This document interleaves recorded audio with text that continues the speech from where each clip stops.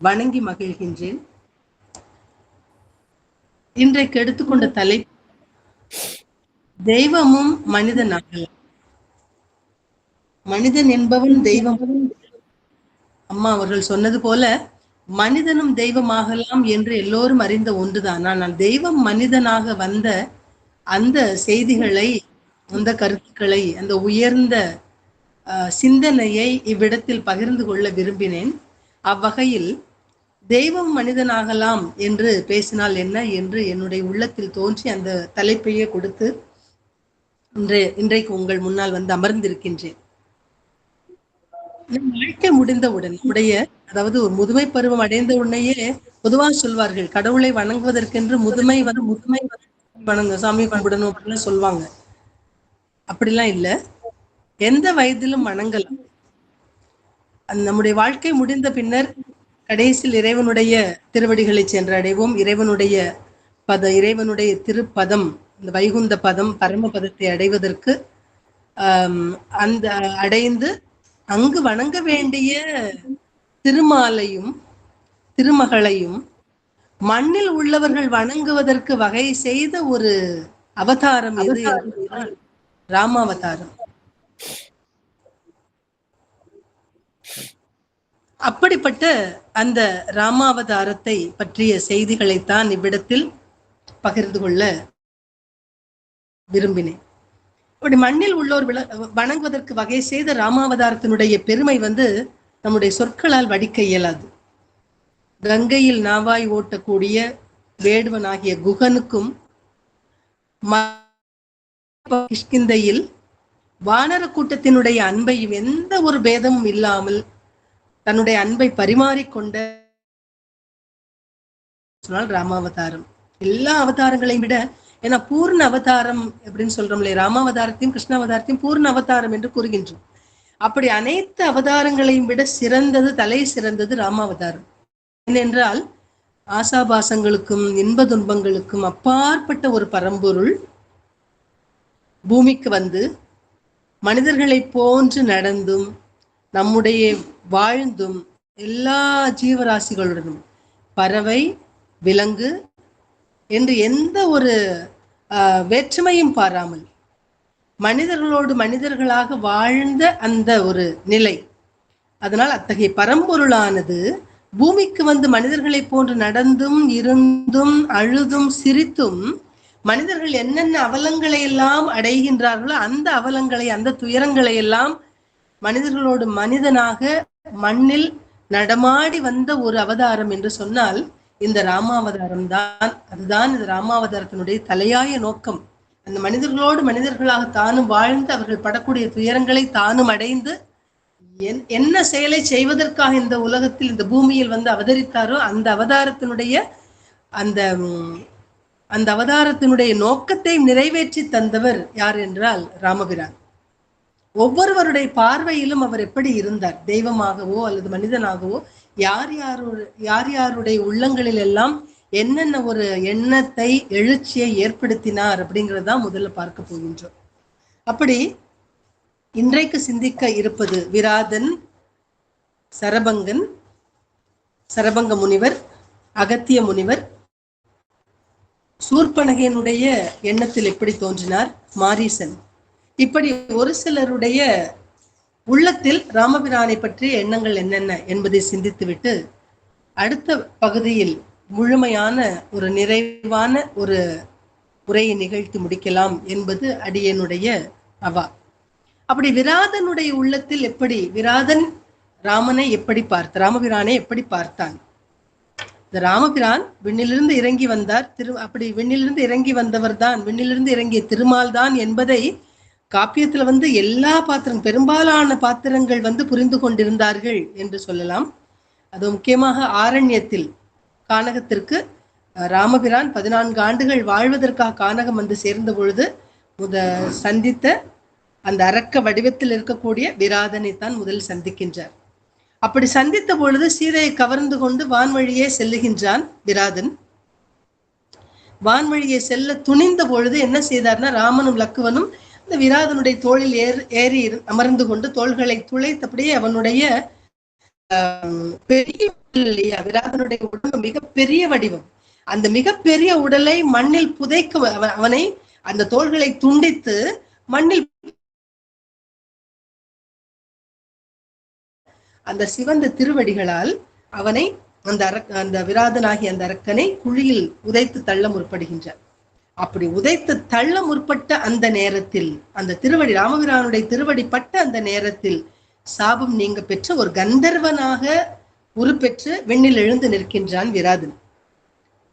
இதை எப்படி அந்த கந்தர்வனாக இருந்தவன் விராதனாக வந்ததற்கு காரணம், அந்த விராதனாக தோன்றியதற்கு காரணம் குபேரன் கொடுத்த சாபம். அந்த சாபத்தை ராமனது திருவடி நீக்கிவிடுது. ராமன் எப்பொழுது அவதரித்து வருகின்றானோ அந்த நேரத்தில் உன்னுடைய அந்த சாபமானது நீங்கும் என்று சொல்லி அந்த சாப விமோச்சனம் பெற்ற அந்த நிலையும் இங்கு பார்க்க முடிகின்றது. திருவடி இறைவன் ராமபிரானுடைய திருவடி நீக்கி விட்டது இவனுடைய அந்த சாபத்தை நீக்கி அந்த கந்தர்வனாக மேலே எழுந்து நிற்கின்றான்.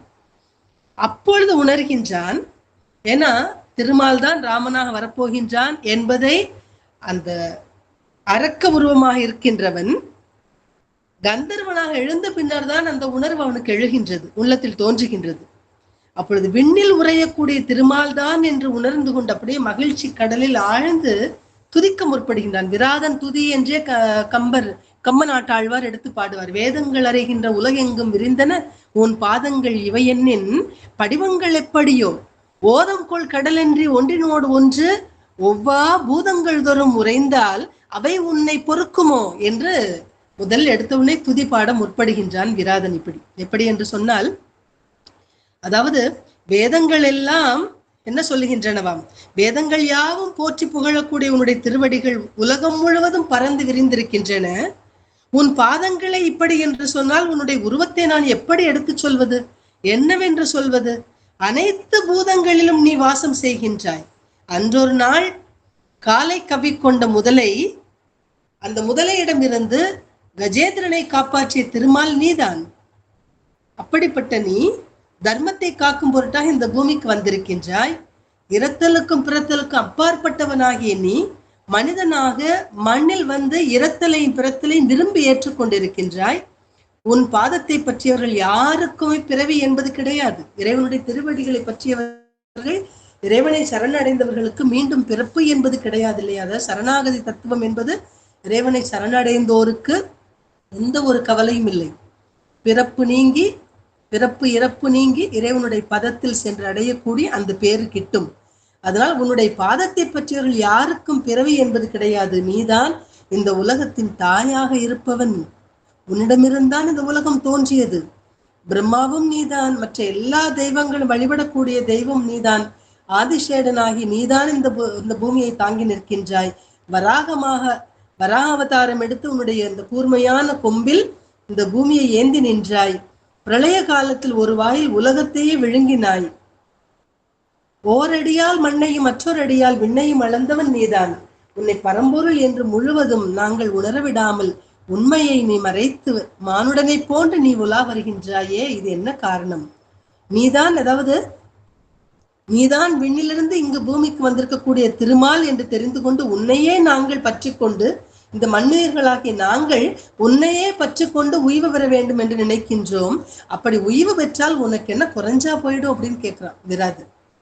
அப்படி உய்வு பெற்றால், நாங்கள் இந்த உயிர்களானது உய்வு பெற்றால் உனக்கு என்ன குறைந்தா போய்விடும் என்று கேட்கின்றார். அழகான பாடல் இங்கு கம்பர் பாடுகின்ற இந்த பாடல் சிந்திக்கத்தக்கது. மெய்யைத்தான் சிறிது உணர்ந்து நீ விதித்த மண்ணுயிர்கள் உயத்தான் ஆகாதோ, உனக்கென்ன குறை உண்டோ?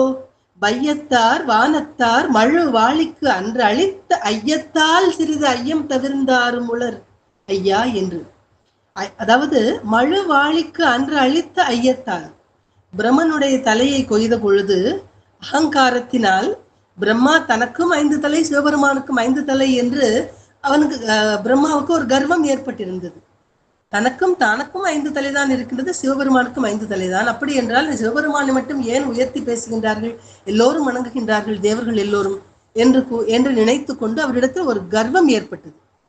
அதனால் அந்த படைப்பு தொழிலை செய்கின்ற பொழுது தன்னுடைய மனம் போன போக்கில் படைப்பு தொழிலை செய்கின்றார். குறைபாடுகள் ஏற்படுகின்றன. எல்லோரும் சென்று முறையிடுகின்றார்கள் சிவனிடம். சிவபெருமான் உடனடியாக அவருடைய கர்வத்தை களைவதற்காக தன்னிடமிருந்து வந்தவராய் தன்னிடமிருந்து உருவத்தை பைரவரை நினைக்கிறேன் அவரை அனுப்பி ஒரு தலையை கொய்ய செய்கின்றார். அந்த தலையை கொய்ததினால் பைரவரை தலையை கொய்ய செய்ய ஒரு தலையை கொய்த பொழுது அந்த கபாலமானது இவருடைய கையிலே ஒட்டி கொள்கின்றது. அப்பொழுது சிவபெருமானிட்ட பிச்சை அது மட்டுமல்லாமல் அந்த சிவபெருமானே சொல்லுகின்றார், இந்த கபாலத்தில் உணவு பெற்ற பின்னர் தான் அந்த கபாலமானது உன்னுடைய விரலிலிருந்து அகலும் என்று சொன்ன உடனேயே அங்கு இறைவி பிச்சாடனராக வந்த அந்த கபாலம் ஏந்தி கொண்டு வந்த இறைவனுக்கு அன்னமிட அந்த கபாலம் நீங்குகின்றது, தன்னுடைய விரல் நீங்குகின்றது என்று ஒரு புராண கதை உண்டு. அப்படிப்பட்ட அந்த அகந்தையை நீக்கினவர் அந்த மழுவாளிக்கு அன்று அழித்த ஐயத்தால், ஐயம்னா பிச்சை என்று பொருள் இருக்கின்றது, இன்னொன்று ஐயம் என்றால் சந்தேகம் என்று பொருள் இருக்கின்றது. மழுவாளிக்கு அன்று அளித்த மழுவாளி மழுவினையும் வாளையும் கையில் ஏந்திருக்கக்கூடிய சிவபெருமானுக்கு அன்று அளித்த ஐயத்தால், அன்று கொடுத்த அந்த பிச்சையினால் சிறிது ஐயம் தவிர்ந்தாரும் உலர், கொஞ்சம் ஐயம் தீர்ந்தது. சிவபெருமான் உயர்ந்தவர், பிரம்மா அதற்கு அப்புறம் தான் அப்படிங்கிற மாதிரி அந்த நேரத்தில் ஐயம் தவிர்ந்தது, ஐயத்தை நீக்கினார்கள் என்று வரக்கூடிய அந்த கூற்றையும் இந்த இடத்தில் கம்ப நாட்டாழ்வார் எடுத்து ஆளுவது மிக மிக உயர்ந்தது. விராதன் துதியாக சொல்லக்கூடிய இந்த துதியானது சிவபெருமானுக்கும் மேலானவர் திருமால் என்பதை உணர்த்தக்கூடிய விதத்திலும் இடம்பெற்றிருக்கின்றது. ஆக வைகுந்தவாசியாக இருக்கக்கூடிய நீதான் பார்க்கடலில் பள்ளி கொள்ளக்கூடிய பரந்தாமனாக இருக்கின்றாய். அந்த பார்க்கடலை துறந்து என் மேல் இருக்கக்கூடிய கருணையினால் இந்த மானுட கோலத்தில் எனக்கு காட்சி அளித்தாய் நீ என்று விராதன் சொல்லியிருந்த, எனக்கு மானுட கோலத்தில் எனக்கும் நீ காட்சி அருளினாய். எனவே உன்னுடைய திருவடியால் என்னுடைய பிறவியானது நீங்கிவிட்டது, என்னுடைய பிறவியை நீ போக்கியதை நான் அறிந்து மகிழ்கின்றேன் என்று விராதன் துதிக்கின்றார். அது மட்டுமல்ல, ஒப்பு இறையும் பெறலறிய ஒருவா முன் உவந்து உரையும் அப்பு உரையுள் துறந்து அடியேன் அருந்தவத்தால் அணுகுதலால் இப்பிறவிக்கடல் கடந்தேன் இனி பிறவேன். நீ எங்கு அப்பு உரையுள் துறந்து, அப்பு உரை என்பது அப்புன நீர், பார்க்கடலாகிய உன்னுடைய உரையுளை விட்டு உன்னுடைய இருப்பிடத்தை துறந்து அடியேன் அருந்தவத்தால் அணுகுதலால், நான் செய்த தவத்தினால் நீ என்னை அடைந்து என்னுடைய பிறவிக்கடல் கடந்தேன், இப்பொழுது இனி நான் பிறக்க மாட்டேன். ஏன் என்றால் இருவினையும் துப்பு உரழும் நீர்த்த சுடர் திருவடியால் துடைத்தாய். நீ என்ன செய்தாய்? தூய்மையான ஒளி பொருந்திய உன்னுடைய திருவடிகளால் என்னுடைய துயரத்தை நீ நீக்கிவிட்டாய் என்று கூறுகின்றான் விராதன்.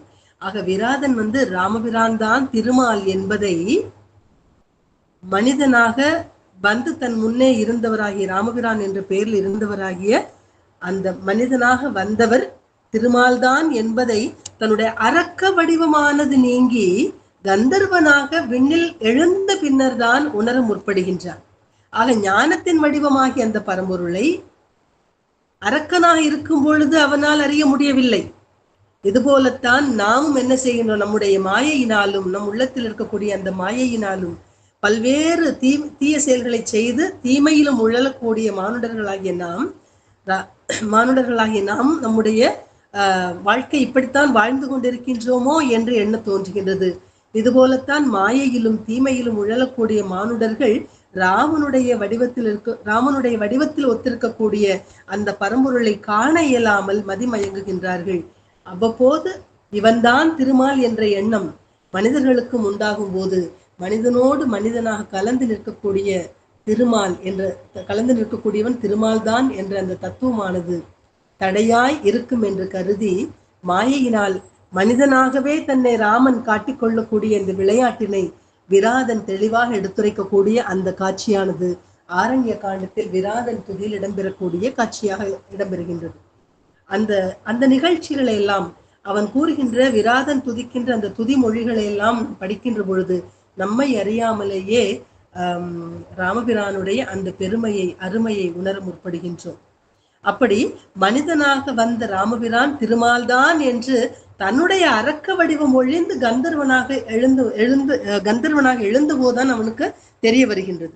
அப்படிப்பட்டவனுடைய அந்த செயல்பாடு விராதனுடைய அந்த கந்தர்வனாக இருந்து இறைவனை உணர்ந்து கொண்ட அந்த தருணம் அதே போன்று மனிதர்களும் உணர வேண்டும் என்பதை உணர்த்தக்கூடிய விதத்தில் தெய்வமும் மனிதனான அந்த காட்சியானது நம்முடைய கண்முன்னே நிற்கின்றது.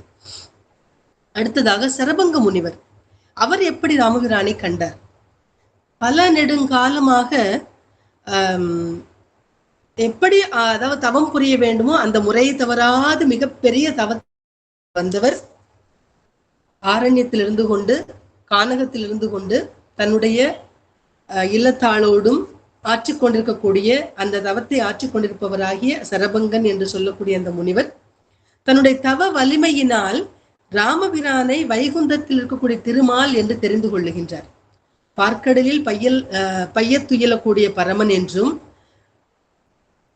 கண்டுகொண்டார் அந்த சரபங்கர். அது மட்டுமல்லாமல் அந்த சரபங்கள் அறிந்து கொண்டது மட்டுமல்லாமல் அவர் செய்த தவத்தை ராமபிரானே இந்த இடத்துக்கு அந்த கானகத்திற்கு வருகின்ற பொழுது சரபங்க முனிவர் இருக்கக்கூடிய இடம் ஆசிரமம் எது என்று தெரிந்து கொண்டு வருகின்றான். அது மட்டுமல்லாம அதற்கு முன்னமேயே தேவேந்திரன் இவருடைய தவத்தை மெச்சி பிரம்மலோகத்திற்கு அழைத்து செல்வதற்காக தேவேந்திரன் முதல் வருகின்றார். இந்திரன் என்ன செய்தார்னா, நீவா முனிவரை தாங்கள் வாருங்கள், பிரம்மலோகத்திற்கு தாங்கள் வரலாம் என்று அழைத்து செல்வதற்காக நான் வந்திருக்கின்றேன் என்று அந்த குடிலை நாடி செல்லுகின்றான் தேவேந்திரன். அப்போ அந்த இந்திரனை பார்த்து தனக்கு பிரம்மலோகத்தை அடையக்கூடிய ஆசை என்பது தனக்கு இல்லை என்றும் தான் அடைய விரும்புவது எது என்றால் பரமபதம் தான் என்பதையும் இந்திரன்கிட்ட தெரிவிக்கிறார் சரபங்கர்.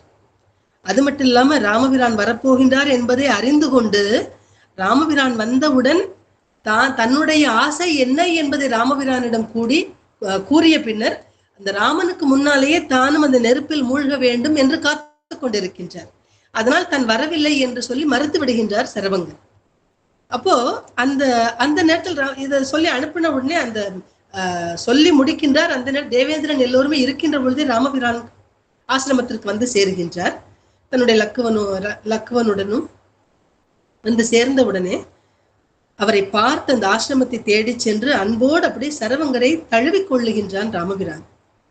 அந்த ராமபிரான் தழுவின உடனே அப்போ அவர் நினைத்து பார்க்கின்றார், பார்க்கடலில் பள்ளி கொண்டு அரிதொயில் மேற்கொண்டவராகிய திருமால் தான் என்று தெரிந்து அவர் தெரியும் இல்லையா, அப்படி மகிழ்ச்சியினால் திளைத்து போய் விடுகின்றார் சரவங்கர் என்பதை கம்பன் எடுத்துரைக்கக்கூடிய அந்த பாடல் மிக மிக அருமையாக இருக்கும். அது மட்டும் இல்லாம ராமபிரான் வந்தார், சரவங்க முனிவருடைய ஆசிரமத்துல ஒரு நாள் தங்கி இருக்கின்றார். அந்த செய்தியும் கம்பர் எடுத்து வைக்கின்றார். இந்த ரெண்டையும் இணைத்து பார்க்கின்ற பொழுது சரவங்கருடைய குடில் ரொம்ப ரொம்ப எளிமையானது. சாதாரண முனிவர்கள் வாழக்கூடிய அந்த ஆசிரம குடில் எப்படி இருக்கும், ரொம்ப ரொம்ப எளிமையான குடில். அந்த குடில் ஒரு நாள் உறங்கி கொண்டிருக்கிற ராமபிரான் தங்கி இருக்கின்றார். அப்படி தங்கி இருக்கக்கூடிய அந்த ராமபிரான் தங்கியிருக்கக்கூடிய தன்னுடைய குடில் எப்படி அவருடைய கண்களுக்கு தென்படுகின்றது என்று சொன்னால், சரவங்க முனிவர் திருமால் பள்ளி கொள்ளக்கூடிய அந்த பார்க்கடல் போன்று இருந்தது ராமபிரானுக்கு. தனக்கு பரமபதம் தரவல்லவன் அந்த திருமால் தான். அந்த திருமால் இந்த ராமன் என்பதனை தெளிவாக அந்த ஒரு இரவில் சரவங்கன் உணர்கின்றார். எனவே தனக்கு அந்த பதத்தை அளிக்கும்படியாக கூறி என்ன செய்தார்னா, அன்றைக்கு இரவு முடிந்தவுடனே மறுநாள் காலையில் தன்னுடைய மனையாளோடும் முனிபத்தினியோடு சேர்ந்து என்ன செய்கின்றார், எரியில் புகுகின்றார் சரவங்கர். அந்த நெருப்பில் விழுகின்றார். தவத்தினால் ஞானமுற்றவராகிய அந்த சரவங்கருடைய கண்களுக்கு ராமன் வடிவில் இருந்த திருமால் காட்சியளித்தார். இந்த நிகழ்ச்சியை சொல்ல வந்த கம்பர் எப்படி சொன்னார் தெரியுமா, உடலை விட்டு உயிர் பிரியும் நேரத்தில் பரம்பொருளை நேரில் காணக்கூடிய அந்த பாக்கியம், சரவங்கருக்கு அந்த பாக்கியமானது எவ்வளவு அந்த சரவங்கருக்கு கிடைத்த அந்த பாக்கியம் எவ்வளவு சிறப்பு பொருந்தியது என்பதை கம்ப நாட்டாழ்வார் எடுத்தாளுகின்றார். அனைத்து அண்டங்களையும் அதில் இருக்கக்கூடிய அசையும் அசையாப்பொருள் அத்தனையும் சிற்றறிவு கெட்டாத வகையில் தன்னுடைய வயிற்றுக்குள் அடக்கியவனாகிய திருமால், அந்த திருமால் தான் இந்த ராமபிரான். அந்த ராமனது 1000 திருநாமங்கள்ல ஒரு நாமத்தை சொன்னால் போதும். அந்த ஒரு நாமத்தை அறிகின்றவர்கள் அடைகின்ற பேர் சொல்லில் அடக்க இயலாது, எண்ணத்திற்கு அப்பாற்பட்டது, எண்ணத்திற்கு எட்டாத மிகப்பெரிய பேரு. அப்படிப்பட்ட அவனுடைய நாமத்திற்கே அவ்வளவு பெருமை என்று சொன்னால், அந்த ராமபிரானை நேரில் கண்டால் அதற்கு எவ்வளவு பெரிய பேரு கிட்டும், அதற்கு இன்னும் கூடுதலான பேரு கிட்டும் இல்லையா அப்படிங்கிற மிக அரிய பேராக இருக்கும் என்பதை கம்பர் இந்த சரவங்கர் பிறப்பு நீங்கு படலத்தில் 44வது பாடல் எடுத்து சொல்லுகின்றார். அண்டமும் அகிலமும் அறிவரு நெறியால் உண்டவன் ஒரு பெயர் உணர்குணர் ஒரு பேரு. அண்டமும் அகிலமும் அறிவு அரு நெறியால் உண்டவன் ஒரு பெயர். அவற்றை அனைத்தையும் உண்டவன் என தன்னுடைய வயிற்றுக்குள் அடக்கியவனுடைய ஒரு பெயரை உணர்கின்றவர்கள் உறக்கூடிய பேரு, அவர்கள் அடைகின்ற அந்த பெயரானது எண்தவ நெடிதனின், எண்ணத்தால் எட்டுதற்கு இயலாத மிகப்பெரிய தவ செயலாக மிகப்பெரிய பேராக இருக்கின்றது என்று சொன்னால், இறுதியில் அவனை கண்டவர் உருபொருள் கருதுவது எளிதோ என்று கேட்கின்றார். கடைசியில் அவனை கண்டவர்கள் உருகின்ற பொருள், அவருடைய பெயரை கேட்டு, ராமபிரானுடைய திருமாலுடைய 1000 நாமங்கள் இருக்கின்றன. அதில் ஒரு நாமத்தை சொன்னாலே எவ்வளவு பெரிய பேர் கிட்டும். அப்படி இருக்க அந்த ராமபிரானை நேரில் காணுகின்ற பேரு பெற்றால் அதை காட்டில் அவர்கள் அடைகின்ற உருபொருள், அவர்கள் அடைகின்ற பொருள் எத்தன்மையதாக இருக்கும். அது சொல்வதற்கு எளிதா, காண்பதற்கு எளிதா என்பதெல்லாம் எடுத்து நிறுத்தக்கூடிய அந்த பாடல் இந்த இடத்துல நாம் படித்து படித்து இன்புறத்தக்கதாக அமைந்திருப்பது. அதனால் இறைவன் சரவங்க முனிவர் ராமபிரானை திருமாலா பார்க்கடலில் பள்ளி கொண்ட திருமால் தன்னுடைய எளிய குடில் வந்து இருந்தார் என்பதை உணரக்கூடிய அந்த எண்ணம், தெய்வமும் மனிதனாக வந்து தெய்வமாகவே தன்னுடைய கண்களுக்கு காட்சியளித்த அந்த உணர்வானது அவரை தவிர வேறு யாராலும் உணர்ந்து கொள்ள இயலாது. அடுத்ததாக அகத்திய முனிவர். அகத்திய முனிவர் எப்படி கண்டார் ராமபிரானை? தண்டகவனத்திற்கு வந்தவுடனே இது எல்லோருமே சொல்லுகின்றார்கள், முனிவர்கள் எல்லோரும் சொல்ல அகத்தியருடைய செவிக்கும் வந்து சேர்கின்றது. என்ன அப்படின்னா, ராமபிரான் தண்டகவனத்திற்கு வந்து விட்டார் என்ற அந்த செய்தி தெரிய வருகின்றது. எல்லோரும் அந்த மகிழ்ச்சி வெள்ளத்தில் திளைக்கின்றார்கள். ஏன்னா அந்த அரக்கர்கள் செய்யக்கூடிய அந்த கொடுமைகள் தாழ முடியாமல் எல்லோரும் தவித்துக் கொண்டிருக்கின்றார்கள். எப்படி தீப்பற்றி எறியக்கூடிய ஒரு கானகத்தில் மாட்டிக்கொண்ட ஒரு கன்றானது தன்னுடைய தாய்ப்பசுவை தன்னை காப்பாற்றுவதற்காக ஓடி ஓடி வரக்கூடிய தாய்ப்பசுவை கண்டால் எப்படி மகிழ்ச்சி அடையுமோ, அது போன்று அரக்கர்களுடைய கொடுமையினால் பல்வேறு விதமான அல்லல்களை பட்டுக் கொண்டிருந்தவர்களாகிய முனிவர்கள் இந்த ராமபிரானை பார்த்த உடனே, முனிவர்களாம், ராமபிரான் தான் தாய் பசுவாம். அப்படி அந்த தாய் பசுவை ஒத்தவனாகிய ராமபிரானை கண்டவுடன் தங்களுடைய துன்பம் நீங்க பெற்றார்கள் என்று கம்ப நாட்டாழ்வார் பாடுவார். ராமபிரான் அந்த நேரத்தில் ராமன் வந்து என்ன செய்கிறார், தங்களுக்கு முனிவர்களுக்கெல்லாம் அபயம் அளிக்கின்றார். நான் இருக்கின்றேன், கவலை உறாதிருங்கள் என்று சொல்லி அவர்களுக்கு எடுத்து நடத்தின உடனே அப்படி மகிழ்ச்சி அடைகின்றார்கள். எல்லோரும் மகிழ்ந்து அகத்திய முனிவருடைய ஆசிரமத்திற்கு அழைத்து செல்லுகின்றார்கள். அந்த இடத்துல எப்படிப்பட்டதாக இருக்கிறது அகத்தியருடைய ஆசிரமம் என்று சொன்னால், ஒரு ஆலமரத்தையே தனக்குள் அடக்கி வைத்திருக்கக்கூடிய ஒரு ஆலம் விதையை போல எல்லா ஆற்றலையும் தனக்குள் அடக்கி வைத்திருக்கக்கூடிய அகத்திய முனிவர். அவரை ராமபிரான் காண்பதற்காக செல்லுகின்றான். அந்த குரு முனிவனாகிய அகத்திய முனிவர் ராமபிரானை தன்னுடைய கண்களால் காணப்போகின்றோம் என்ற மகிழ்ச்சியினால் திளைத்து கொண்டிருந்தார்.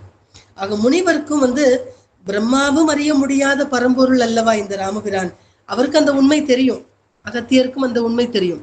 விண்ணுலகத்திலும் சரி, மண்ணுலகத்திலும் சரி, மற்ற இருக்கக்கூடிய எல்லா உலகங்களிலும், அந்த உலகங்களில் வாழ்கின்றவர்களுடைய எண்ணத்திலும் சரி, எல்லா வேதமும் வேதங்கள் கூறுகின்ற கருத்துக்களிலும் எப்பொழுதும் நிறைந்திருக்கக்கூடியவன் ராமபிரான் என்பதை எல்லோருடைய மனத்திலும் எண்ணத்திலும் கருத்தாக இருக்கக்கூடிய பரம்பொருள் அல்லவா அந்த ராமபிரான்.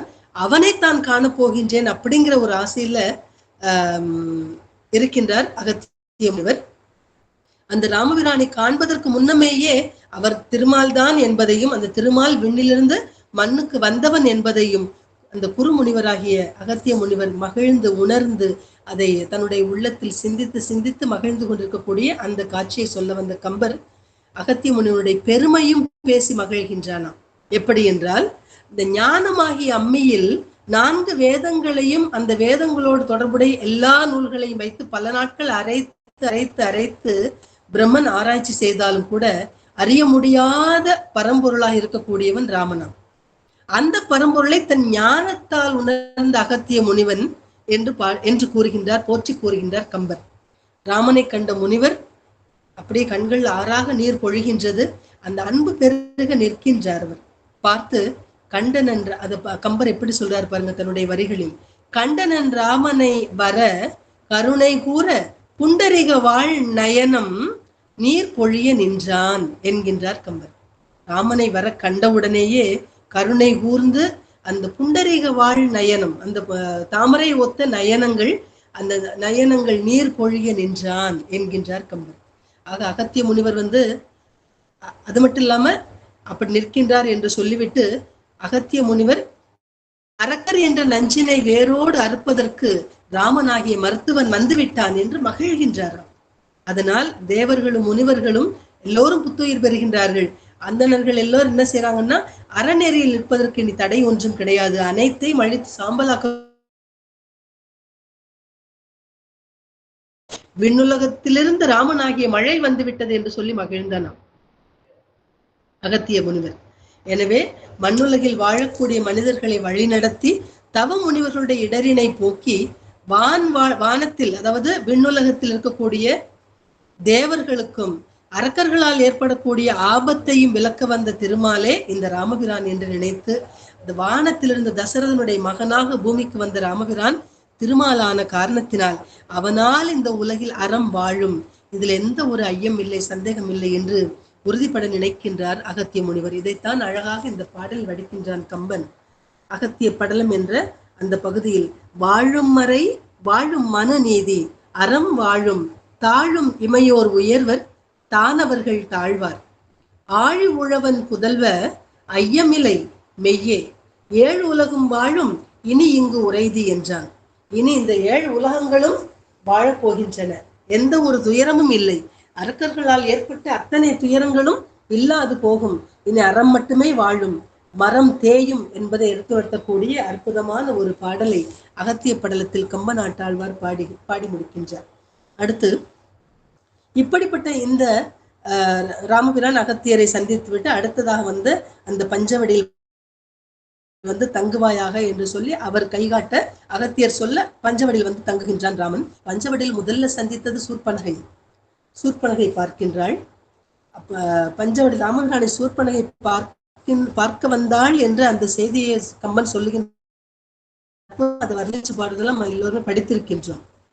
அவளுக்கு அந்த கம்பன் சொல்ல வந்த பொழுது அந்த அரிதுயில் நீத்து வந்த திருமாலைத்தான் பார்த்தாள் என்றே சொல்லுகின்றார். கம்பருடைய கூற்றாக இடம்பெறுகின்றது. அது சூர்பனகைக்கு வந்து தெரியவில்லை, அது ராமபிரான் வந்து கடவுள் என்பதெல்லாம் அவளுக்கு தெரியவில்லை. கம்ப நாட்டாழ்வார் எடுத்து சொல்லுகின்றார், அரிதுயில் நீத்து வந்த திருமாலை பார்த்தாள் என்று அங்கு சுட்டி காட்டுகின்றார். என் தரும் இமையவர் அரக்கர் எங்கள் மேல் விண்டனர் விளக்குது என்ன மேலை நாள் அண்ட சத்து அருந்துயில் துறந்த ஐயனை கண்டனள் தன் கிளைக்கு இறுதி காட்டுவாள். தன் கிளை தன்னுடைய சுற்றத்துக்கு அரக்க இனத்துக்கே இறுதியை காட்டக்கூடியவளாகிய சூர்பனகை. ஏன்னா அரக்கர் குலம் அழிவதற்கு காரணமாக இருந்ததே இந்த காட்சி தான். சூர்பனகை வந்து சந்தித்ததான் அதர் அரக்கர்கள் அழிவதற்கான ஒரு முதன்மையான காட்சி என்று சொல்லலாம், முதன்மையான செயல்பாடு என்று சொல்லலாம். அப்படி அந்த அரிதுயில் நீத்து வந்த திருமாலைத்தான் பார்த்தாள் என்று கம்பர் சொல்லக்கூடிய அந்த பாடலைத்தான் இப்பொழுது பார்த்தோம். அரக்கர்கள் எங்களிடம் பகை கொண்டவர்கள், அதனால்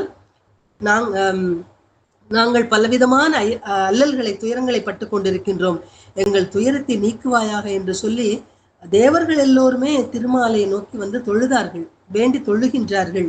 அதற்கு தன்னுடைய அரவணையை விட்டு, தன்னுடைய பாம்பு படுக்கை விட்டு இந்த இடத்திற்கு மண்ணுலகத்திற்கு ராமபிரானாக வந்து அவதரித்தார் இல்லையா, அப்படி உலகிற்கு வந்த அந்த தலைவனை சூர்பனகை பார்த்த அந்த காட்சியைத்தான் இங்கு கம்ப நாட்டாழ்வார் இப்படி இந்த பாடலாக எடுத்து நிறுத்துகின்றார். ஆக ராமபிரானிடம் சூர்பனகை தன்னால் இயன்ற பொய்களை எல்லாம் சொல்லி பார்க்கிறார். எத்தனையோ பொய்களை எல்லாம் சொல்லி உரையாடி கொண்டிருக்கின்ற பொழுது அங்கு வந்து அந்த சீதையை பார்க்கின்றாள். சீதையை பார்த்துட்டு இவன் என்ன யார் அப்படின்னு சொல்லி கேட்டுட்டு பார்த்த உடனேயே பெண்களுக்கு அரசியாக திகழக்கூடிய அழகோடு இருக்கக்கூடியவள் இல்லையா சீதை, அந்த சீதையை பார்த்து சொல்லுகின்றாள், அரவிந்த மலருள் நீங்கி அடியிணை படியில் தோய திரு இங்கு வருவாள் கொல்லோ. அவளை ஆச்சரியப்பட்டு போயிடுறாளாம், திகைத்து போய்விட்டாள். தன்னுடைய மனசுல சூர்பனகையை திகைத்து போய்விட்டாள். அந்த அரவிந்த மலர்னா தாமரை மலர்லிருந்து நீங்கி இந்த இடத்தில் இந்த நிலத்தில் தோயும்படியா திருமகள் இங்கு வர முடியுமா அப்படின்னு சொல்லிட்டு கொஞ்சம் திகைத்து போய் நிற்கின்றாள். ஆனால் தன்னுடைய ஆசை நிறைவேறாமல் போய்விடுமே என்று சொல்லிட்டு அந்த தன்னுடைய கூற்றை வந்து மாற்றிக்கொள்ளுவாள். உடனடியே ராவணனிடம் சென்று கானகத்தில் தான் கண்ட அந்த சிற்றிடை உடையவளாகிய அந்த சீதையினுடைய பேரழகை சூர்பனகை சொல்லுகின்ற பொழுது அழகா வர்ணிச்சு சொல்லுவார். மூவுலகிலும் சீதையை போன்ற ஒரு பெண் கிடையாது, திருமகளே கூட இவளுக்கு சேடியாகத்தான் இருக்க முடியும் என்றும், சீதையினுடைய பேரழகை மட்டுமல்லாமல் அவள் திருமகள் என்பதையும் கூட ராவணனுக்கு எடுத்துரைக்கின்றாள் சூர்பனகை. ஆக அந்த திருமால் தான் என்று கம்ப நாட்டாழ்வார், ராமபிரானா வந்தது திருமால் தான் என்று கம்ப நாட்டாழ்வார் எடுத்து சொல்ல, சூர்பனகையினுடைய உள்ளத்தில் திருமகள்தான் என்ற அந்த சீதையினுடைய அழகை பார்த்து அவள் திருமகள்தான் என்பதையும் எடுத்துணர்த்தக்கூடிய அந்த கூற்றையும் எடுத்து சொன்ன பாங்கு மிக மிக பொருத்தமான ஒன்றாக இருக்கின்றது. அவளுக்கு ராமபிரான் வேறு யாரும் இல்லைன்றதை முதல்ல தெரியப்படுத்தாம சீதையை சொல்லி அவள் திருமகளாக இருக்கக்கூடும் என்பதை ராவணனிடத்தில் சொல்ல கூற்றாக எடுத்துணர்த்துகின்றார் கம்பநாட்டாழ்வார். அடுத்து மாரீசன் கண்ட ராமன்.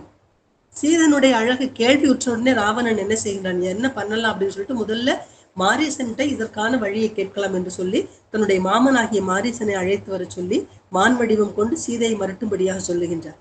மாரீசன் மறுத்து விடுகின்றான். முதல்ல இது தகுதியான செயல் அல்ல ராவணா என்று சொல்லுகின்றான். அறிவுரை சொன்ன பாவனையில, நீ கவரச் செல்லக்கூடிய சீதையின் கணவன் யார் தெரியுமா? அன்றைக்கு ஒரு முறை என் தம்பி சுபாகுவிற்கும் என் அன்னையான தாடகைக்கும் மரணம் நேரும்படியாக ஒரு அம்பை செலுத்தி அவர்களை கொன்று அழித்தவன். அப்படிப்பட்ட ஆற்றல் உடையவன் ராமன். ராமனுடைய கட்டளை எதிர்பார்த்து சிவபெருமானும் கூட, அதுவும் விஸ்வாமித்திரன் சிவபெருமானும் ஏனைய தேவாதி தேவர்கள் எல்லாருமே அவனுக்கு வழங்கிய அஸ்திரங்கள் எல்லாம் அவனுடைய ஏவலுக்காக காத்து கொண்டிருக்கின்றன. அந்த அஸ்திரங்கள் எல்லாம் தாங்கள் பிரயோகிக்கப்பட வேண்டும் என்று காத்து கொண்டிருக்கின்றன. எனவே அவனுடைய ஆற்றலை புரிந்து கொண்டு உன்னுடைய முடிவில் ஏதேனும் மாற்றத்தை ஏற்படுத்திக் கொள், உன்னுடைய முடிவை மாற்றிக்கொள் என்று கூறுகின்றான் மாரீசன். ஆனால் அதெல்லாம் அவனுடைய செவியில் ஏறவில்லை. அவனுக்கு அழிவு வந்து விட்டது இல்லையா? அந்த அழிவுக்கான தருணம் வந்துவிட்டது. அது ஒன்றும் செய்ய முடியாது. அதனால் ராமபிரான் தெய்வம் என்பதை மாரீசன் உணர்ந்த அளவுக்கு ராவணன் உணரவில்லை. அந்த ராவணன் உணரக்கூடிய தருணம் கடைசியில தான், யுத்த காண்டத்தினுடைய முடிவில் தான் அது தெரிய வருகின்றது. மாரீசன் உணர்ந்திருந்தது கூட அவனுக்கு புரியவில்லை.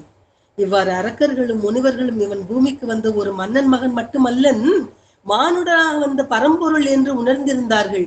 அது மட்டும் இல்ல, பூமிக்கு வந்த பிறகு தன்னுடைய பரத்துவத்தை மறந்து வாழ்ந்த ராமபிரானுடைய அந்த மனிதம்தான் அவனது தெய்வத்தன்மையை விட மிக மிக பெரிதும் பல விதத்தில் எல்லோரையும் வசீகரித்ததாக இருந்திருக்கின்றது. அகண்ட ஆகாசத்திற்கு அப்பால் இன்ப துன்பங்களுக்கு அப்பாற்பட்டவனாக இருக்கக்கூடிய பரபிரம்மம் தான் மனிதனை போன்று பாசமும் நேசமும் உறவும் காட்டி இந்த மண்ணில் நடைபோட்ட ஒரு எளிவந்த தன்மையோடு இங்கு அவதாரம் எடுத்து வந்திருக்கின்றது. அதற்கு ஈடு இணை ஏதாவது சொல்ல முடியுமா? அதனால்தான் மானுடம் வென்றது என்று கம்பன் பேசுகின்றார். மானுடம் வென்றதம்மா என்று கம்பன் கூறுவது இதனால்தான். ஏன்னா தெய்வத்தை காட்டிலும் இந்த இடத்தில் மானுடனாக ராமபிரான் எளிவந்த தன்மையை உணர்த்தக்கூடிய அந்த காட்சிகள் எல்லாமே மானுடம் வென்றது. அந்த மானுட வடிவில் இருக்கின்ற ராமபிரான் எப்படியெல்லாம் தான் வாழ்ந்து காட்டினான், அதே போன்று நாம் வாழ்ந்து காட்ட வேண்டும் என்று நமக்கெல்லாம் ஒரு உதாரண புருஷனாக இருந்திருக்கின்றான். அந்த உதார குணம் மிக்கவன் உதாரண புருஷனாக இருந்திருக்கின்றான் ராமபிரான் என்று சொன்னால் அது எப்படிப்பட்ட ஒரு உயர்ந்த ஒரு பாத்திரம். இந்த ராமபிரானை இந்த நாட்டினுடைய, பாரத நாட்டினுடைய உயர்ந்த புருஷனாக நினைத்து பெருமை கொள்ளுகின்றது. இத்தோடு இந்த உரையை நிறைவு செய்து மீண்டும் அடுத்த பகுதியில் பார்க்கலாம் என்று கூறி, தெய்வமும் மனிதன் ஆகலாம், மானுடம் என்றது என்று கம்மன் கூறிய அந்த கூற்றோடு நிறைவு செய்து அடுத்த சந்திப்பில் உங்களை மீண்டும் சந்திக்கின்றேன். இந்த உரையின் முடிவின் தொடக்கமாக அடுத்து பார்க்கலாம். நன்றி.